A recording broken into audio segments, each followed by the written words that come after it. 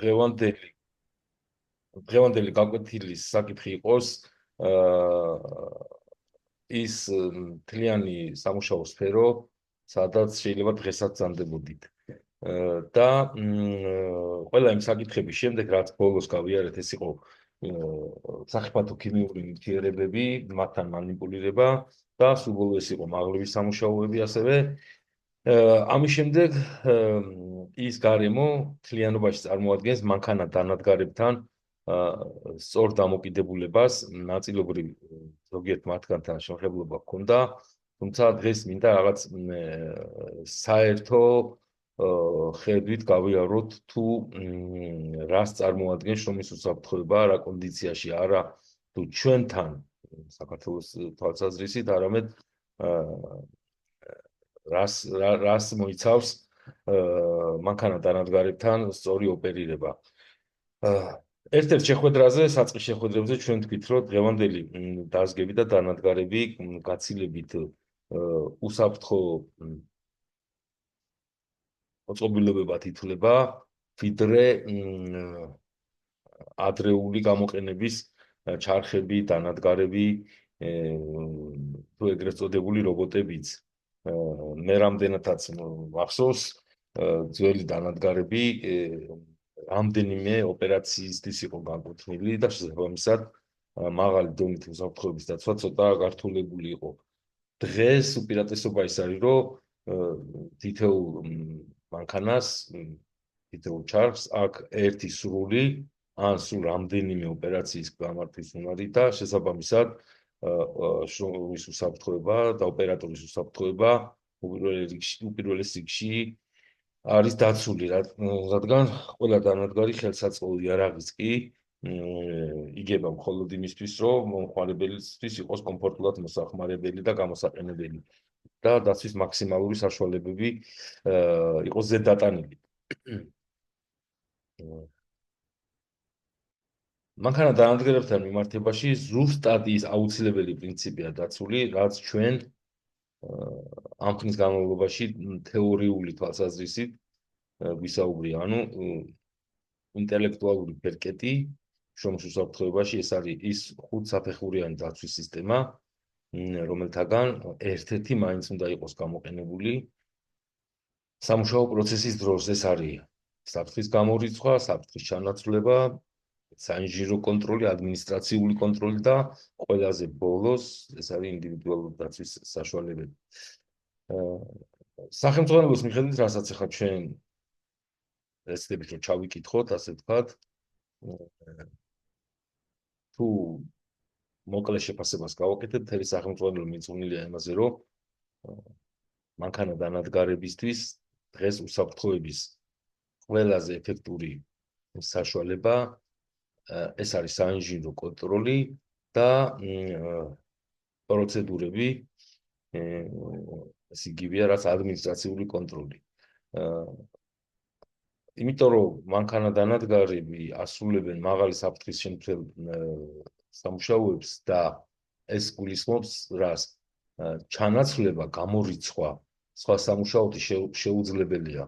გახსოვთ ერთხელ ვახსენე, თუ რომელიღაცა რთული დეტალის გაკეთება არ შეგვიძლია იმ აგრეგატით, რომელიც გვაქვს, მთელი რიგი მიზეზის გამო, რომ აგრეგატი მოძველდა, რომ აგრეგატი დაუშვათ ვერ პასუხობს თანამედროვე ხარისხის მოთხოვნებს, რჩევა არის, რომ საფრთხე მოვაშოროთ ერთი მეთოდით, უბრალოდ ის დეტალი არ დავამზადოთ და ვიყიდოთ. ეს არ არის შრომის უსაფრთხოების მაღალი გამოსავალი, ამიტომ ჩვენ გვეუბნებიან გამოიყენეთ საინჟინრო კონტროლი, ეს არის დამცავების გამოყენება, დამცავი ფარების გამოყენება, მართვის ღილაკებზე აღარ არის საუბარი და სხვა რიგი პროცედურები, რომელზედაც ახლა მინდა მოგახსენოთ.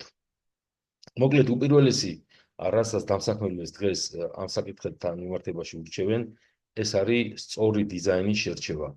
ანუ ვიდრე გადაწყვეტ წარმოებას ჯობია შესაბამისი ადგილის პერიმეტრის ფართობის თუ მდგომარეობის მიხედვით შეარჩიო შესაბამისი ვალიდური, გახსოვთ ეს ტერმინი, ვალიდურობა და ვერიფიკაცია, ეს ვალიდური ხელსაწყო, იარაღი, დანადგარი და დაზგა, რომელიც შენი სამუშაო ადგილისთვის იქნება მიზანმიმართული და სწორი დანიშნულება შეიძლება ითქვას. ამიტომ პირველ რიგში სწავლება გვეუბნება, რომ დამპროექტებლის, მომწოდებლის და მწარმოებლის პასუხისმგებლობა უნდა იყოს განსაზღვრული. შეგახსენებთ ერთ აუცილებლობას, რაც შრომის უსაფრთხოების თეორიას ახასიათებს. ეს არის პასუხისმგებლობები, რაც იმას გულისხმობს, რომ ნებისმიერ დეტალს რო ყიდულობთ, უნდა ვიცოდეთ ვინ არის პასუხისმგებელი, მწარმოებელი და მომწოდებელი ამავდროულად. ეს აუცილებლობა რატო დგას დღეს საქართველოში, იმიტომ რომ მთელ რიგ კი არა ელემენტარულ სამუშაო საშუალებებს ვერ ვამზადებ დღეს და იძულებული ვართ უცხო ბაზარზე ვიყოთ დამოკიდებული. შესაბამისად ამ მდგომარეობისა იმ ქვეყნის და იმ საერთო ბაზრის სტანდარტებს უნდა დავემორჩილოთ, რა სტანდარტებითაც ეს არის დამზადებული. ამიტომ წარმოებლის, მომწოდებლის პასუხისმგებლობა უნდა იყოს განსაზღვრული აუცილებლად. რომ ვიცოდეთ, რომ ეს არის ნამდვილად ის აგრეგატი, რაც ჩვენ გვჭირდება. საწარმოში მოტანის შემდეგ უკვე პასუხისმგებლობები გადადის აუცილებლად დამსაქმებელზე, რომელმაც უნდა დაადასტუროს, სწორად გამართოს და შესაბამისად დიზაინისა განაწყოს სამუშაო ადგილზე ყველაფერი, რაც შემდგომ ოპერატორს უნდა გადასცეს. მოკლედ, პირველი ეს არის მანქანა დანადგარებისთვის დიზაინის ეტაპი. რას გულისხმობს? უპირველესი ძალიან მარტივი გამოსავალი, რომ თუ ვინმე შეგვეკითხება, რომ როდის მოსაფრთხოებასთან კითხვა შეხება გქონდათ, პირველი ეს უნდა იცოდეთ, რომ ნებისმიერი ხელსაწყო უნდა იყოს მომხმარებლისთვის ერგონომიული. გაგახსენებთ ერგონომიკა რა არის? ეს არის სამუშაო ადგილის სწორად მოურგება ოპერატორს. ამ შემთხვევაში მეც ოპერატორი ვარ ჩემი საქმის და სწორად უნდა ვიждდე, სწორად უნდა გქონდეს ეკრანი და შევძლო ის გამოყოფილი გარკვეული საათები თუ წუთები ყოველგვარი ტრამვის გარეშე თქვენთან ურთიერთობა. ანალოგიურად უნდა იყოს ყველა რთულ დანადგართან, რომ ის იყოს სწორ დიზაინზე, მასთან ყოფი ოპერატორი არ იყოს გადაკვეთაში სხვა სამუშაო ოპერაციებთან, სხვა სამუშაო ოპერაციების ზუსტ წარმოქმნილმა ხმაურმა ამ ოპერატორს არ შეუქმნას გარკვეული პრობლემები და დისკომფორტი, აი ამას გულისხმობს სწორედ ერგონომიულობა. ძალიან რო არ დავიბნეთ და რო არ გვეგონოს რომ ცოტა სხვაგან ვართ, ზუსტად იმ გარემოზე მაქვს საუბარი. ალბათ გეცნობათ ეს ფოტო, თუ ხედავთ, უბრალოდ მითხარით. ეს არის სწორედ ერთ-ერთი ის დანადგარი, რომელთანაც ალბათ ძალიან ხშირად მოხვედრილი ხარ, შეიძლება შეხება არ გქონიათ და გამოყენება, მაგრამ სწორედ ამ საკითხებზე არის მიწვნილი ის დოკუმენტი, რასაც ახლა ჩვენ ვკითხულობთ. დანადგარის შესაბამის ხელმისაწვდომ ადგილზე უნდა იყოს და გააჩნდეს მართვის პანელები, ღილაკები, ანუ ეს ყველაფერი წინასწარ გეხსენებათ უქმდებარება ინსპექტირება შემოწმებას, რომ ყოველი სამუშაოს წინ შესრულების წინ ნახოთ, რომ ყველაფერი გამართულად მუშაობს, ღილაკი, სამართავი პანელი და ასე შემდეგ. არ გარდაიქმნა ზიანის წყარო, ანუ დანადგარზეა საუბარი. ანუ დანადგარს არ უნდა ქონდეს რაღაც ცვეთადი ასე ვთქვათ დეტალი, არ უნდა ქონდეს ზედმეტი ხმაური და ასე შემდეგ, რომ არ შექმნას უკვე სხვა დასაქმებლისთვის, ან თუნდაც ოპერატორისთვის კიდევ ახალი საფრთხე და საშიში გარემო. ნუ აკმაყოფილებდეს არსებულ კანონმდებლობებს, ეს ძალიან მარტივი აქსიომაა. და იყოს დანიშნულებისამებრ გამოყენებული ექსპლუატაციისას. ეს ძალიან ბოლო ფრაზა ძალიან ესეთია რა, ტრაფარეტული უსაფრთხო დემონტაჟი და განთავსების უსაფრთხო დემონტაჟისა და განთავსების შემდეგ. თუ ზედა ყველა პირობა შევასრულეთ, შესაბამისად უსაფრთხოებაზე უკვე გარანტია გვაქვს. ამის თქმა მინდა. დეტალურ ჩაშლას არ გავაკეთებ იმ ტექსტებისა, მე გადმოგიგზავნთ ამ ძალიან ქართულ დოკუმენტს, რომელიც ერთ-ერთი ორგანიზაციის მიერ არის გასალაშინებული, სასწავლო ორგანიზაციის მიერ. და ეს რიმანები რამდენადაც საინტერესო იქნება, იმდენად შეგიძლიათ გამოიყენოთ. აუცილებლობა რაც შემდეგი მინდა გითხრათ, ეს არის ვერიფიკაციისა და როგორ მაგას ვალიდურობის საკითხი. თუ ჩვენ ჩავთვალეთ, რომ მანქანა ვიყიდეთ სწორედ იმ დიზაინის შესაბამისად, რაც სამუშაო პირობაც გვაქვს, ამის შემდეგ უნდა მოხდეს ამ ყველაფრის ვერიფიკაცია, რაც იმას ნიშნავს, რომ თითოეულმა ოპერატორმა ან ოპერატორის ზედამხედველმა, რომელიმე სამუშაოს ხელმძღვანელმა დოკუმენტალურად ყოველთვის რაღაც ინტენსივობით, აი კვირაში ერთხელ დაუშვათ ინტენსივობის მიხედვით შეიძლება 3 დღეში ერთხელ მოახდინოს ვერიფიკაცია იმის, რომ ყველა დეტალი მასზე და ყველა ოპერატიული სისტემა, რაც კომპიუტერულ უზრუნველყოფას ეხება, გამართულ მდგომარეობაშია. რაც შეეხება კონკრეტულ საფრთხეებს, მიუხედავად იმისა, რომ ჩვენ შეიძლება ითქვას, რომ თანამედროვე გამოწვევა ცოტა სატრაბახოთ საქმე, რომ ყველა დანადგარი მაღალი ზომის უსაფრთხოების სტანდარტების მიხედვით არის დამზადებული. მიუხედავად ამისა, მსგავს როტაციული ნაწილები ან მანქანებთან, ეს იქნება ლილვები, ეს იქნება ლენტური ხერხები, თუ რკინის საჭრელი და საღუნი მოწყობილობები ძალიან ხშირ ტრამვების გამომწვევია. მიზეზებია უამრავი, ეს არის ყურადღებობა, ეს არის გამომართავობა, შეუსაბამო დეტალი და ასე შემდეგ და ასე შემდეგ. სად ხდება ხოლმე უმეტესად მსგავსი არასასურველი ინციდენტები? სწორედ იმ ბრუნავ ნაწილებთან, იმ როტაციულ მოწყობილობებთან, სადაც ყველაფერი უნდა იყოს მწყობრში. გახსოვთ ალბათ, ერთ-ერთ შესავალ გაკვეთილზე წარმოგიდგინეთ მოკლე ვიდეო, სადაც ლენტური ხერხთან ადამიანი ყოველგვარი დაცვის გარეშე მუშაობდა და რომელ საფარებზე იყო საუბარი, ის ლენტური ხერხიც კი ცოტა, ასე ვთქვათ, არასტანდარტული გზით ხდებოდა ხოლმე შეძენა, ეს იყო ჩინური ბაზარი. და რატომ მოგახსენებთ, ძალიან ხშირი იყო ამ ლენტური ხერხის გაწყვეტის შემთხვევები. ანუ მიზეზი იმისა, რომ ოპერატორი ცუდად მანიპულირებდა ან ახლოს მიიტანა ხელი ან არასწორი მოქმედება გააკეთა, აბსოლუტურად არაფერს შუაში არ იყო. აქ იყო ხარისხის და შეუსაბამობის მომენტი აუცილებლად. ამიტომ აი ხა ფოტოზე წარმოდგენილ ესკიზებზე სწორედ ეს ნიუანსებია და მაგიტო გაგახსენეთ ის ძველი ვიდეო.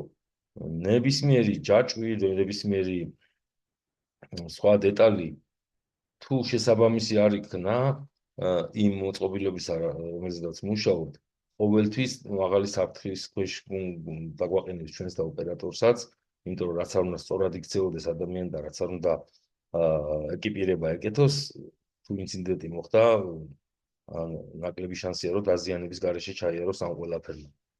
ამას გვეუბნება დღევანდელი სახელმძღვანელოც, რომ ეს არის სწორედ ის ადგილები, სადაც შეიძლება ყოველთვის მაღალი იყოს ინციდენტის განმეორების ალბათობა.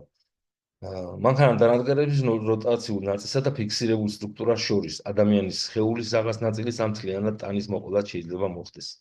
მარჯვენა სურათზე, სადაც ახლა მაუს ამოძრავებ, არის სწორედ ის პატარა ესკიზი წარმოდგენილი, რომელზედაც შეიძლება ითქვას, რომ დღევანდელი გაკვეთილი სურვილი მაქვს მიუძღვნა რამდენადაც გამომივა.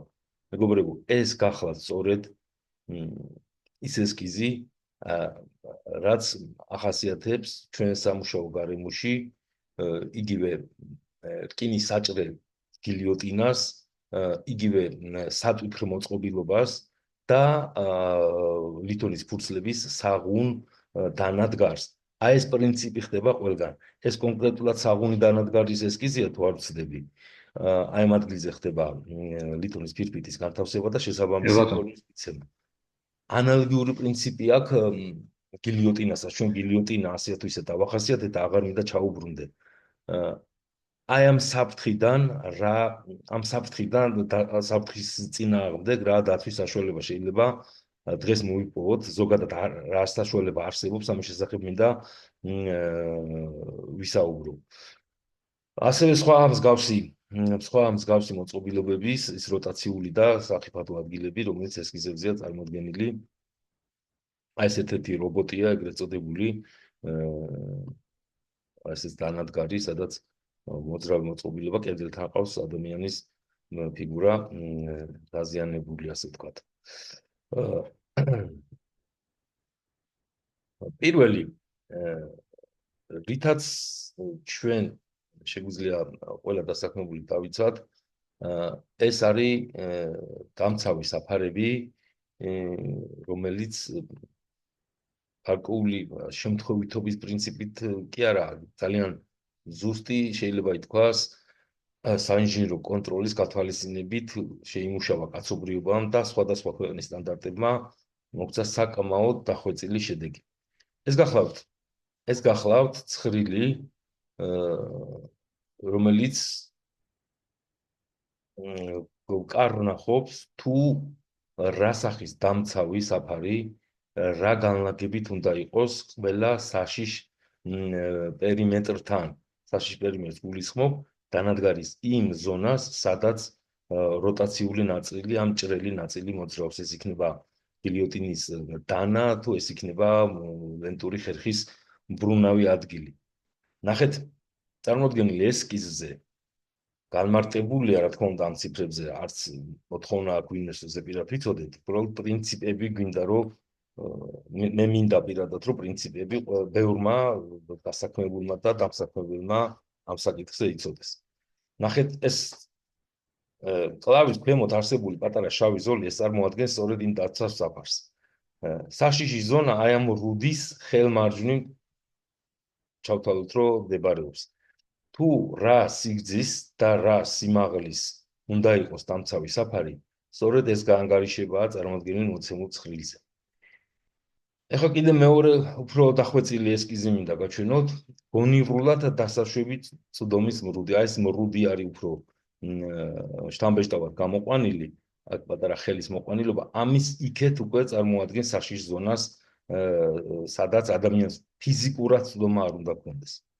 საქმე იმაშია, რომ ნებისმიერი სპეციალისტი, ნებისმიერი მაღალი დონის ხელოსანი ყოველთვის დარწმუნებულია, რომ თავის სამუშაოს პირნათლად შეასრულებს. სამუშაოს დაწყებამდე თუ მზაობა არ ექნა, უბრალოდ სამუშაო გარემო თუ არ ექნა ბოლომდე კარგად მომზადებული, ნებისმიერი სამუშაოს დროს ყველა ჩვენგანს გვავიწყდება, თუ სად გადის ეს მართლაც საფრთხის მორუდი, ასე ვთქვათ. აი ეს მონაცემები, მეგობრებო, არის სწორედ გამოყვანილი ერთ-ერთი ფორმულიდან, რომელსაც წარმოგიდგენთ. აი ეს არის დამცავი საფარის პატარა ფოტო სკეჩი შეიძლება ითქვას. ეხლა რატო გაჩვენეთ ეს? თითეული ეს პატარა მართკუთხედი თავისი ზომით შემთხვევით არ არის შერჩეული. მსგავს საფარებს ზომის და სიმაღლის და დაშორების მიხედვით გარკვეული წილი პრინციპები უძღვრის. თუ სახიფათო ზონა დანადგარის მოიცავს ისეთ მასალებს, რომელსაც შეიძლება გასროლილი პატარა ძალიან მცირე ნაწილაკების, სახიფათო ნაწილაკების ალბათობა ჰქონდეს, ესეთი ნაწილაკების გასროლის ალბათობა ჰქონდეს, მაშინ გულისხმობა, რომ მსგავსი დამცავი ბადე საფარისა უნდა იყოს, რაც შეიძლება პატარა სლოტით, ანუ პატარა ღიობით, ღრიჭო დავარქვათ, მოდი პირობითად, ქართულად ყველაზე შესაძლისი ტერმინია შეიძლება ითქვას, აი ეს ღრიჭო თუ 6 მმ-ზე ნაკლებ საჭიროებას წარმოადგენს, თუ ისეთი პატარა ნაწილაკებია, მაშინ ჩავთვალოთ, რომ ეს ნებისმიერ მანძილზე შეგვიძლია გამოვიტანოთ. ანუ თუ აქ რაღაც მანძილი გვაქვს, ნახეთ 460 მმ-ია რა. ეს მთლიანობაში კიდე თვითონ დამცავი, აი ეს დამცავი მოწყობილობა, რომლის იქეთ ადამიანის სხეული უბრალოდ ვერ მოთავსდება, წარმოადგენს 430 და 200, ანუ მთლიანობაში დაშორებულია 630 მმ. მაგრამ გვეუბნებიან, თუ 6 მმ-ზე ნაკლები გახლავთ, რომ ესე იგი საჭიროება იმის, რომ აი ეს პატარა ბადე შედგებოდეს 6 მმ-იანი კვადრატით, ჩავთვალოთ, რომ ის ნებისმიერ ადგილზე შეიძლება დავდოთ, იმიტომ რომ 6 მმ-ზე დაბალი ნაწილაკის გამოსროლა უბრალოდ ვეღარ მოხერხდება. პრინციპი აი ეს კიდევ ერთი ესკიზი და ფოტოსკეჩში შეიძლება ითქვას, მოქმედ რაღაც დანადგარის მიღმა, მდებარე დამცავი ბადე, დამცავი ტერიტორია, სადაც ხელი მეტ სიღრმეზე, სიშორეზე, სიახლოვეზე უბრალოდ სახიფათო ადგილთან ფიზიკურად ვერ მოხდება. აი ეს ყველაფერი რატომ მოგახსენეთ ასე თქვათ, ასე ჩაჩეხილად და დაწვრილმანებით. იმიტომ რომ სამუშაო პროცესში საფრთხეებაზე ზრუნვის დაწყება ეს არის ძალიან გვიანი ფაქტორი. სადაც უნდა იყოს ეს. ჩვენი აუცილებელი მოთხოვნაა 5 წუთით ადრე ვიცოდეთ, რომ დასაწყისი სამუშაო ოპერატორი სამუშაო ადგილი დაცულია ყველაფერი საშიში ფაქტორისგან. ამიტომ მოგახსენებთ, რომ აი ეს ფორმულებიც შემთხვევითობის პრინციპით არ არის გამოყვანილი.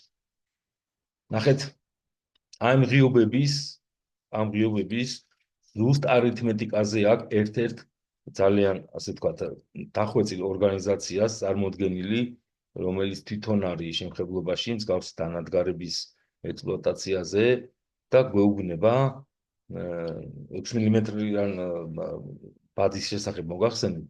გვეუბნება, რომ თუ ღრიჭოს გვერდის სიგრძე 80 მმ-ია, გამოთვალეთ უსაფრთხოების მანძარის ზონიდან. სპეციალური ფორმულირებაა გამოყვანილი, ეს ფორმულირება არის როგორც აქსიომა, რომელიც საშუალებას გვაძლევს წინასწარ ვიცოდეთ თუ რა სახის დამცავი საფარი და რა ზომისა უნდა განვათავსოთ მსგავსი საშიში დანადგარის მიმდებარედ. ეს არის ერთ-ერთი ნიმუში და თუ ჩვენ პრაქტიკაში ამას ვნახავთ, მივხვდებით, რომ ძალიან ახლოს არის რეალობასთან.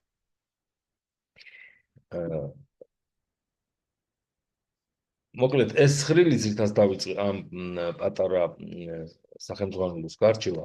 სწორედ იმ პრინციპით და იმ ფორმულირებით არის შემდეგ მიღებული და ეს არის საერთაშორისოდ აღიარებული ერთ-ერთი, როგორც წეგან თქვი, გამეორდების აღიარებული ერთ-ერთი ორგანიზაციის მიერ თავისი პრაქტიკიდან გამომდინარე მიღებული, ასე ვთქვათ, ნიმუში. ეხლა ჩვენ გარემოში ეს ყველაფერი რომ გადავიტანოთ,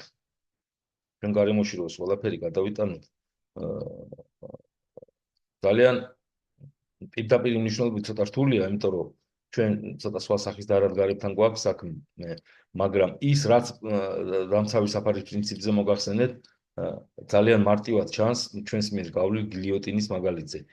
ჩვენ ესკიზი როცა თეორიაზე განვიხილეთ, ნახეთ რომ ფაქტიურად ოპერირების დროს, მუშაობის დროს მის სახიფათო ნაწილთან დანასთან ადამიანის ხელის მოხვედრის შანსი იყო 0.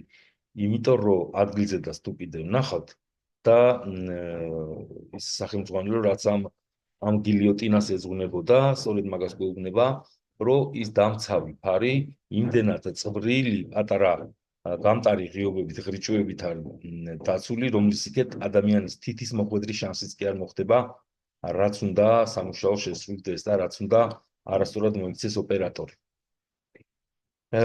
მეორე საკითხი, რომელიც დანადგარებზე დამცავ მოწყობილებებს ეხება, ეს არის უკვე დამოკიდებულება იმაზე, თუ რა სახის სამუშაოს ასრულებს ესა თუ ის დანადგარი. მოკლედ ესენია რთული ფორმების, ანუ ლითონების ჭრა, მისი გაყოფა, მისი ასე ვთქვათ, ჩხვლეტა, როგორც ქვია მაგას, ღუნვა და ასე შემდეგ. აი ეს პატარა ესკიზები სწორედ მაგ პროცესებს ასახავს. სადღაც გახვრეტას ასრულებს, სადღაც ღუნვას ასრულებს და ასე შემდეგ. კიდევ რა საშუალებებს გვთავაზობს თანამედროვე, ასე ვთქვათ, უსაფრთხოების სისტემა და გამოცდილება. ფიზიკური დამცავები, საფარები, ამ შესახებ ცოტაოდენია მოსმახერხეთ ვისაუბრეთ. სხვა უსაფრთხო მოწყობილობები, შეიძლება იყოს ორ ღილაკით მართვადი პანელები და მოწყობილობები. რაც იმას გულისხმობს, რომ ერთ ოპერაციას ერთი ოპერატორი ორივე ხელის ჩართულობით აკეთებს. რა უპირატესობა აქვს ამ ყველაფერს? უპირატესობა აქვს ის, რომ თუ ორივე გამშვები ღილაკი აქტიურია, შესაბამისად ადამიანს ფიზიკურად აღარ რჩება შანსი, რომ ხელის უნებლიე მოქმედებით ან მოძრაობით საშიშ როტაციულ ნაწილთან მიიტანოს ხელი და ტრავმა მიიღოს და ასე შემდეგ. თუ რომელიმე ღილაკზე ხელს აუგზებს ამ ორიდან, ანუ მართვის ღილაკებზეა საუბარი, დანადგარი აუცილებლად გაჩერდება. ეს ერთი დიდი უპირატესობით არის გამორჩეული დღეს აღიარებული ორი პუნქტით მართვადი მოწყობილობები. უკაცრავად ეს ერთი ნიუანსი. შემდეგებს ცოტა ქვემოთ მოგახსენებთ. შემდეგ ხელოვნური ბარიერები, დისტანციის შემზღუდველები. აი ეს მოწყობილობებია, რომელიც აუცილებლად უნდა იყოს ყველა დაზგასთან და დანადგართან, რომ თითოეულ მათგანს თუნდაც არა ასეთი ფიზიკური სახით, არამედ იატაკზე დახაზული შავ-ყვითელი სტანდარტში ზის, რომ იცოდეს შავ-ყვითელი ან თეთრი წითელი ფერით არის, აუცილებლად უსაფრთხოების მანიშნებელი ზღვარი, ეს იქნება ლენტი, ეს იქნება ნახატი, ასე ვთქვათ, იატაკზე თუ სხვა. ხშირ შემთხვევაში ესეთ მოწყობილობებს დუმარე პოლიციელებს ან წოლიარე პოლიციელებს ეძახიან, ანუ ნიშანი გვაძლევს იმის აუცილებლობას, რომ თუ ჩვენი შესაძლებელი სამუშაო არ არის და სხვა პირთან დაშვება აკრძალულია. ანუ ხელოვნური ბარიერები. ნახეთ, მსგავსი ღია ტიპის მოწყობილობებთან დღესაც აპრობირებულია ეგრეთ წოდებული უკუქცევითი შემზღუდველი, იტყვი ვთქვათ, მოქმედების შემზღუდველი აი ეს ჩასაბმელი მოწყობილობები, რომლებსაც მე ვერ გეტყვით საქართველოში ვერ მოგატყუებთ და ვერ გეტყვით რომ მე პირადად პრაქტიკაში მქონია. თუმცა რამდენადაც თეორია გასწავლება გვეუბნება ძალიან კარგი და დახვეწილი მეთოდია დღესაც. ანუ რა მოქმედება ნახეთ პირველ რიგში ხელი ძალაუნებურად ვიდრე ოპერაციას დააწყებინებს დანადგარს ოპერატორი ღია ნაწილებთან აქვს ხელი შემხებლობა რაღაც მექანიკური შეცდომა რომ დაუშვას აი ეს მოწყობილობა შემზღუდველი უკან კარნახობს რომ კიდურები კონდეს უკანა პოზიციაზე მომზადებული და შესაბამისად როცა განათავსა რაღაცა დეტალი და დაასრულა რაღაც მოქმედება გაჩერებული ასე ვთქვათ კიდურის შემთხვევაში აი ეს შემზღუდველი მოწყობილობები უკან აბრუნებს უსაფრთხო პოზიციაზე ადამიანის ორივე ხელს. ესეც ერთ-ერთი თანამედროვე საშუალება იგივე მოწყობილობა შემზღუდველებით ადამიანი აღჭურვილი ისე როგორც სიმაღლეზე მუშაობის დროს აუცილებლად ვარდნის დამცავი და ვარდნის შემზღუდველი, ჩამოვარდნის შემზღუდველი კამრებია საჭირო, აი ესეთ ფუნქციას ასრულებს, აი ეს მოწყობილობები მექანიკურად, აი ეს სამართავ პულტს, პედალს თუ მექანიკურად ცუდ მოქმედებას მისცემს, აი ეს შემზღუდველი საშუალებები გვეხმარება, რომ მოვასწროთ ტრამვის მიღებამდე ხელის გამოტანა საშიშის ზონიდან. და შემდეგი ის რაც ყველაზე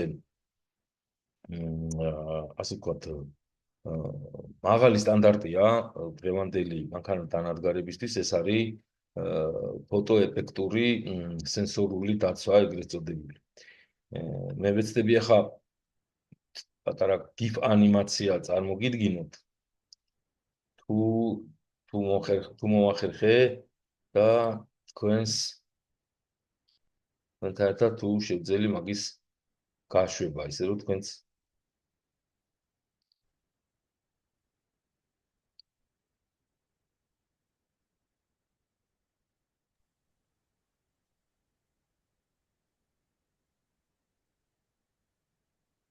ვახვა ხარ? ხედავთ ბატონებო? არა, არ ჩანს. არ ჩანს ხო სამწუხაროდ. ვახო, სად ხარ ვახო? ჩართულია ვახო, ჩვენთან არის ისა, გადო? ხო, მარა. მე არ ჩემი არის მის. ხო, არ ვიცი. ცოტა ხანს გავაგზავნე ცოტა ლადო და გავასწრებ. კი ბატონო, კი, არა, გამოსახულება არ ჩანს და მაგის არ გეპირებოდა. სამწუხაროდ შევძელი ეს თვით კიდე შევეცდები ახლა რომ კი ბატონო. შევეცდები ახლა რომ გაჩვენოთ. კი ბატონო. ყოველ შემთხვევაში გადმოგიგზავნე ძალიან გამოჩნდა. ძალიან კაი. ეს არის რამდენიმე წამიანი მოქმედება ზუსტად იმ ანალოგისა, რასაც ჩვენ ადგილზე ვაწყდებით ხოლმე. აი ნახეთ, ესკიზებით არის გამოყვანილი ის პრინციპი, რაც არც თუ ცნობილია. სხვა რამე ჩანს. ის ჩვენას ნახეს სურათი არ არის, GIF ანიმაცია, ანუ რამდენიმე ფოტო არის მიმდევრობით გამოხატული და თუ ვერ შევძელით ახმა დღეს არა უშავს. არა, ის გამოიტანა, რასაც გავდივართ ეხლა ჩვენ, რაც დავიწყეთ ის ცხრილი და ისინი გამოიტანა თან მიმდევრობით. კარგი. ანიმაცია არ არის. კაი, არა უშავს მაპატიები. დანადგარები გამოიტანა და ეს მანქანები ისაა. კი ბატონო, არა უშავს. არა უშავს, ნახავთ მე ხუბა მოიხსენე. კი, აუცილებლად მოგწონეთ. მოკლედ ნახეთ, აი ეს არის პრინციპი. ის რაც მინდოდა ახლა GIF ანიმაციით მეჩვენებია.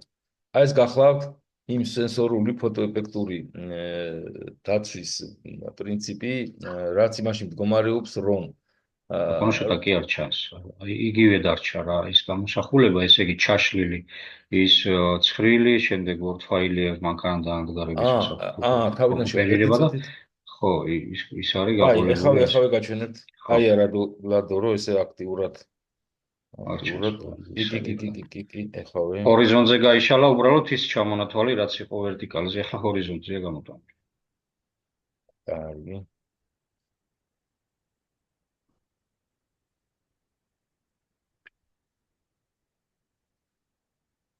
იგივეა თქვენთან ახლა გამოსახულება, რაც წერა. კი. ხო, იგივეა, აი ეს ჰორიზონტზეა გაშლილი რა, იგივე რაც ჰქონდა. ხო. ამ პატარა ფორმატშია. ახლა უკვე დიდი ეკრანი გამოჩნდა, ოღონდ ისაც ავიღეთ. ვენი სახელი ლაბორატორია. How percent for the person. Wow.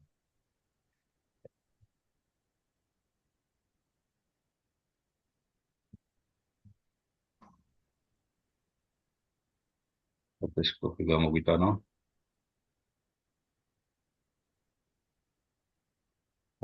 მამკარკვევს ეს. ეს არჩევს.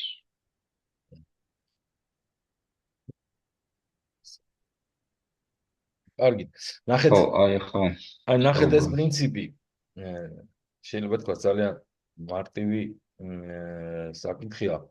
რაც უნდა შეცდომა მოხდეს მსგავსი დანადგარის გამოყენების დროს, ანუ ის დანის პირი, საგუნი მოწყობილობის პირი, ჩვენი ამოცანა რა არის, რომ ადამიანის სხეული არ მოხდეს უკონტროლოდ, ხო?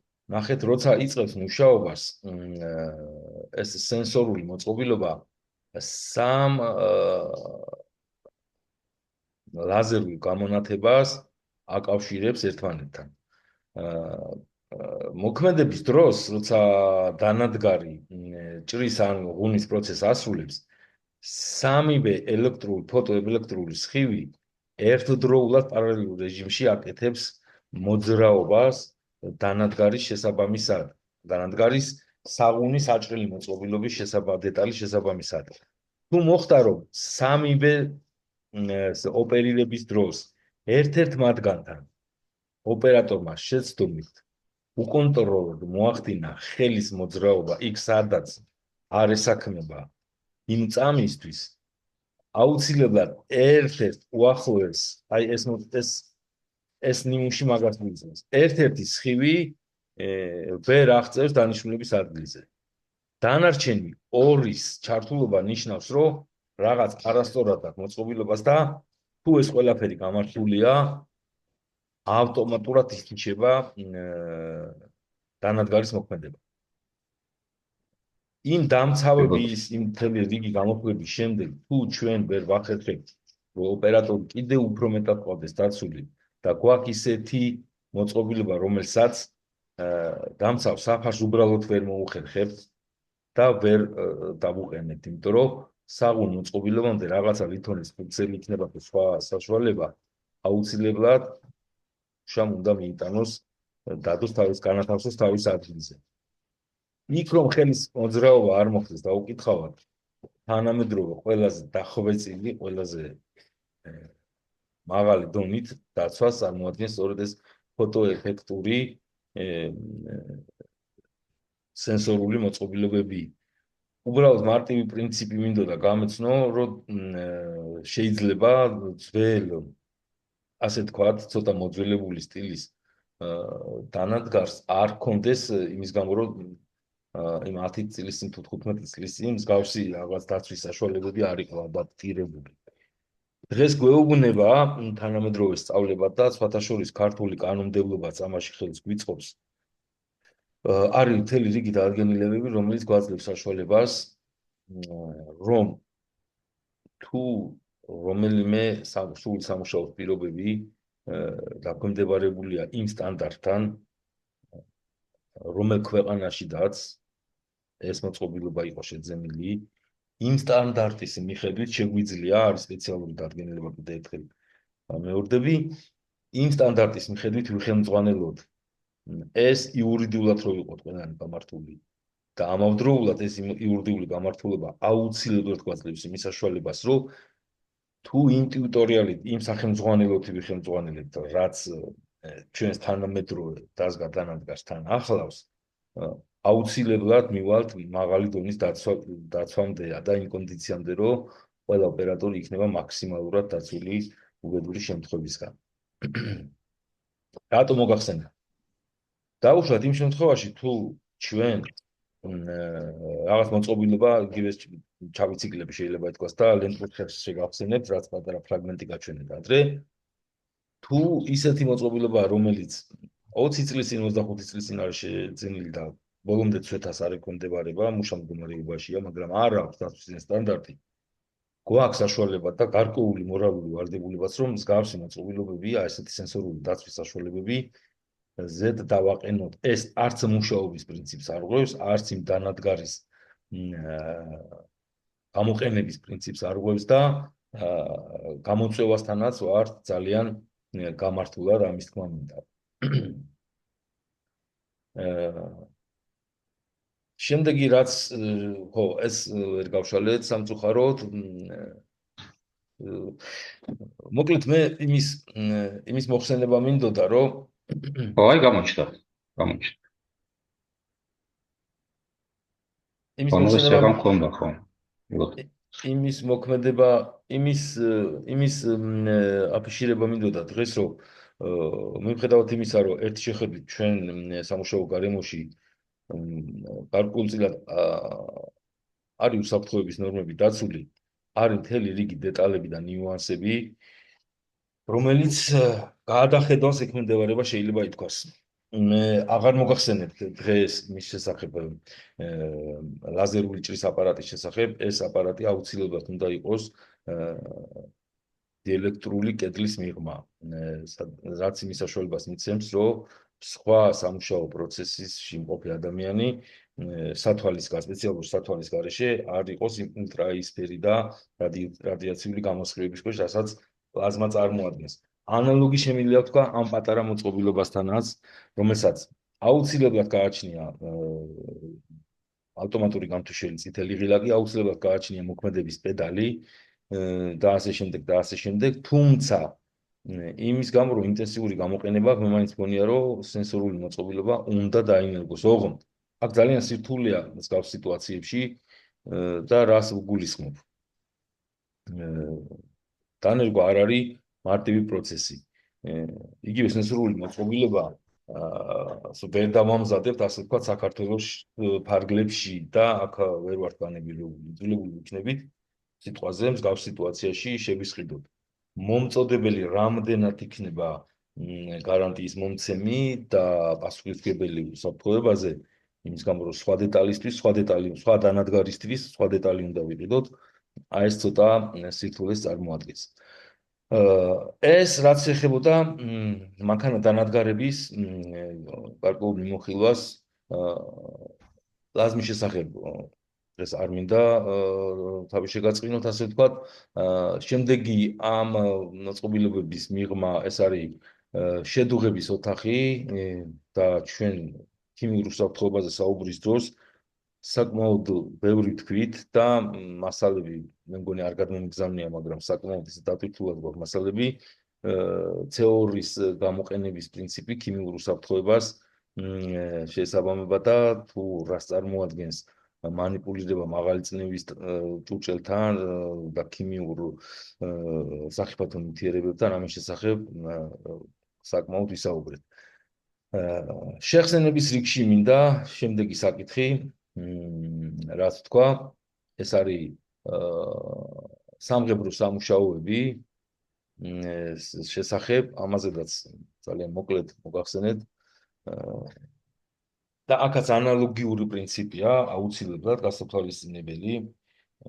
ეს პრინციპია ის ხუთსაფეხურიანი აუცილებლობა, სადაც ყველაზე ეფექტური ეს არის საინჟინრო კონტროლი სამღებრო სამუშაოების დროს მოგეხსენებათ ჭავლი დღებაა, თუ არ ვცდები, უბრალოდ მტვერი დღებაა, ასე ვთქვათ. და შემდეგ მაღალი ტემპერატურის ჭურჭელში შესაბამისი შეღებილი მოწყობილობის გამოცხობა, როგორც თანამედროვე ტერმინი გამოხატავს. პირველი საინჟინრო კონტროლის ეს არის გამწვევი და განიავების სისტემები. ჩანაცვლების მომენტი სამღებრო სამუშაოებში ეს გახსოვთ. ჩვენ ვახსენეთ, რომ თუ სამღებრო სამუშაოებს შეძლებდა უფრო წყალში ხსნადი მარტივი ქიმიური ნივთიერებები შეასრულებ, ძალიან კარგი იქნება. თუმცა ყველაზე ეფექტური ეს მაინც არის საინჟინრო კონტროლი, ამ შემთხვევაში რესპირატორული დაცვა, ანუ ღებრის დროს წარმოქმნილი ნივთიერებების გაწოვა სამუშაო ადგილიდან. და აუცილებლად ქიმიური უსაფრთხოების შესახებ ის რაც ჩვენ თქვით, манипулირება სხვადასხვა ქიმიურ საშუალებების დასაწყობებაზე, ერთად გამოყენებაზე, პირდაპირ შემხებულობაშია ამ შემთხვევაში სამღებრო სამუშაოებთან, არა მარტო ჩვენ სამუშაო გარემოში, არამედ ზოგადად ძალიან რთულად უნდა, ძალიან ასე ვთქვათ, სკრუპულოზულად უნდა მოქცევა და ძალიან დაკვირვებით, რომ არ მოხდეს სხვადასხვა ადვილად შემდევი და მერე ნაერთის ალებად ნივთიერებად გადაქცევის საფრთხის გათვალისწინება, როგორც დასაწყობების დროს, ისე გამოყენების პირობებში და აუცილებელი კიდე ერთხელ რომ შეგახსენოთ, ეს არის ეგრეთ წოდებული უსაფრთხოების ფურცელი, რომელიც ყველა ქიმიკატს თან დატანილი უნდა ჰქონდეს დასაწყობების დროს, უნდა ვიცოდეთ, რომელი სახეობა უცრავად უნდა იყოს წარმოდგენილი ერთ-ერთ რომაძე, თუ რომელი სახეობა დაუშვათ ნივთიერებებისა სად საწყობდება. და ბოლოს აი ეს თავფურცელი გახსოვთ, ხო? სხვადასხვა სახის ნიშნები, სხვადასხვა ქიმიური ასე ვთქვათ ეფექტებით. და მღებავის სამღებრო სამუშაოების დროს ყველაზე ასე ვთქვათ დაჩაგრულია ოპერატორი ჭყალებში, იმიტომ რომ ფოტოზედაც კარგად ჩანს, დამწვერვით ღების პროცესის დროს მთელი სხეულია დასაცავი, იმიტომ რომ არავინ იცის, რომელი ქიმიური ნივთიერება კანის რა ქრონიკულ დაავადებას გვიქადის შემდგომში, ამიტომ მაქსიმალურად უნდა იყოს ადამიანი მობილიზებული და აკიპირებული. ხო, ადგილობრივი გამონაბოლქვის ვენტილაცია, ალებადი პროდუქციების შენახვა დასაწყობება, ამის შესახებ დღესაც მოგახსენებთ და მომავალჯერ ვისაუბრია. ხო, აი ამ ფოტოს მოგახსენებდით, კორექტულად მისაღები დასაწყობება, ძალიან პატარა ესკიზია, თითოეულ ჭურჭელზე, არა მარტო ნიშანდებაა დატანილი, არამედ აბრივიატურა განმარტებული თუ სად რა პირობებში უნდა შეინახოს და რას უნდა მოარიდეს. მეორე აქ ყველაფრის გარეშე ჭურჭელია წარმოდგენილი, რომელსაც არავითარი განმარტება ზედა რა აქვს წარმოდგენილი ეტიკეტირების გარეშეა. მეგობრებო, ჩვენ დღევანდელი დღეს კიდე რა საკითხი დამრჩა სასაუბრო თუ წარმომედგინა ფაქტიურად რაც შემეძლო დღეს ის ნიუანსი რაც ეხებოდა მანქანების დაცვას ძალიან მოკლე ამონარიდები და გაკვეთილის რეჟიმში ამ ყველაფერს გადახედვა შეიძლება ნაკლები ეფექტური იყოს, მაგრამ სულაც ეს 4 თუ 5 გვერდიანი პატარა მოცემულობა აუცილებლად, როგორც ინჟინერიასთან დაახლოებულ ხალხს, აუცილებლად დაგაფიქრებთ და მიხვდებით, რომ ძალიან სწორ გადაწყვეტილებას გვთავაზობთ თანამედროვე სწავლება, რასაც ქვია დამცავი საფარები და მანქანათა ნადგარების საფრთხო მანიპულირება. მოკლედ, ამ ყველაფერს ერთად აკინძულს ბოლო გაკვეთილების ტიუტორიალთან ერთად გადმოგიგზავნოთ აუცილებლად არაუგვიანეს ორშაბათისა და რამე და გთხოვთ ყველა ჩემს მიერ სამუშაო ამ პატარა სახელმძღვანელოებში აუცილებელი ინფორმაცია არის განსხვავებული ფერით და განსხვავებული ფონტით. რასაც თქვენ ამის გარეშე კიდევ საინტერესოს ნახავთ და გამოიყენებთ და იმახსოვრებით, მადლობელი დაგრჩებით, მაგრამ ჩვენ რომ მაინც გამოცდაზე მზაობისთვის გავაკეთოთ ორიენტაცია, მინდა გთხოვოთ, რომ ეს გამორჩეული ფერით გამოყოფილი ინფორმაციები, რაც შეიძლება ყურადღებით და საინტერესოდ წაიკითხოთ და დაიმახსოვროთ. მოკლედ, შემდეგ პარასკევს გვექნება აუცილებლად საკანონმდებლო საკითხებზე, რაც გავიარეთ ფაქტიურად მცირე ამონარიდებით, ეს იქნება ამ წეს გამოყენება, ეს იქნება იგივე დღევანდელი გაკვეთილის თემა, ეს იქნება ქიმიური საკითხები, სახიფათო ქიმიური ნივთიერებების ეტიკეტირება და სხვა რიგი წესები, ძალიან მოკლე ამონარიდები გავიაროთ და ბოლო გაკვეთილისთვის, ანუ დეკემბრის ბოლომდე კიდე ერთი შეხვედრისთვის, პირველად დახმარებას სად გაიაროთ როგორც სპეციალისტებთან, მაგაზე და შემიძლია ორიენტაცია მოგცეთ და ძალიან მოკლე თეორიულ კურსს წავიკითხავთ თქვენთან ერთად, შეიძლება ზოგიერთმა თქვენგანმა ჩემზე უკეთესად იცოდეთ გარკვეული გამოცდილების გამო. და შემდეგ უკვე დაიგეგმება მზაობა მომზადება მისთვის ბლიც ტესტირებებით, საგამოცდო მასალებს გადმოგიგზავნით და მიპასუხეთ, რომ დიდი თხოვნა მექნება რა. ძალიან კარგი იქნება თქოს ხონერად. ხა ბატონო შოთა, ესე იგი პარასკევამდე ჩვენ არ გვექნება ლექცია, ხო? პარასკევს იქნება. ამ წუთისთვის ეგ ინფორმაცია მაქვს. მე ორშაბათს გადმოგიგზავნოთ მასალებს და მცირე პატარა ტესტი შეიძლება მოგაყოლოთ, ოღონდ იმ პარასკევამდე უნდა დამებრუნოთ. კი, აუცილებლად, იმიტომ რომ ხონერად მაშინ აზრი აქვს. ჩემი მხრიდან, ჩემი გადასახედიდან ეგრე აზრი არ აქვს, მაგრამ ის თუ ყველაფერი არ გაკეთდა და ესე იგი პარასკევს როგორც თქვით, განმეორდები რომ საკანონმდებლო საკითხი იქნება და ის ანუ ეს კიდევ ერთხელ გავუვიდეთ. კი, კი. შემდეგ პარასკევი იქნება შეხვედრა. თუ მანამდე გვანცამ არ მიცხადა და რაღაც არ მოხდა და თქვათ ხუთშაბათისთვის არ ჩანაცვლე. მე მგონი არა, დღეისთვის ეს გეგმაა რომ პარასკევს შევხვდებით. შეხვედრა გულისხმობთ? აქ ონლაინს გულისხმობ, კი. კი ბატონო. კი ბატონო. კარგი, დაბა დღეისთვის გულეს იყო დიდი მადლობა. თქვენ მადლობა და იქნებ მართლა ორშაბათს ყველაფერი უნდა დავაჯამოთ აქ რაც არის ხა ეს საგნები რაც ხო გადმოგზავნილები აღმოჩნდა. კი, ეს მოკლე ტიუტორიალები გექნებათ უყოლა თუ რომელიმეზე რაღაცა ნიუანსი შეიძლება გამართული ქართული თვერ იყოს, რაღაც აცდენილი იყოს ცოტა პროგრამატიკას. გავიგებთ ახლა მაგას ეგ არ არის პრობლემა. გასაგები იქნება. შეიძლება მომწეროთ. ხო, სხვა ფერში იქნება, ხო? ძირითადი მაშინ როგორც ვთქვით, ეხლა ძირითადი საკითხები, ანუ მაინც ყურადღება რაზეა გასამახვილებელი აქვს, როგორც არის. კი, რაც ჩვენ დღეს ამ 20 გაკვეთილზე უნდა თეორიულად აღჭურვილიყავით, ის საკითხები იქნება, რაც შეიძლება ლაკონურად მოკლედ და ძალიან კარგი. გამოცდისთვის მზაობისთვის. მოკლედ, დიდი მადლობა დღევანდელი საღამოსთვის. გადაგვილი კვირის მერე შეიძლება ვერ იყოს ესეთი ეფექტური და გრძელი გაკვეთილი, მაგრამ არა უშავს გონება ხო გადაეწყო და გააკეთა კონცენტრირება იმ მიმართულებით და ისიც გამახსენდა რაც ვისაუბრეთ მანამდე და რა შეხვედრებიც ყოლია ესე გადახალისებით ესე იგი გონების ჩარჩება რაღაცა ბოლოს და რაღაცა კი არა რაც არის იქ. კი ბატონო. უღრმესი მადლობა. თავარ მიზანს. ნახვამდის. ასე თქვენს ბედნიერ უქმეებს გისურვებთ. ნახვამდის.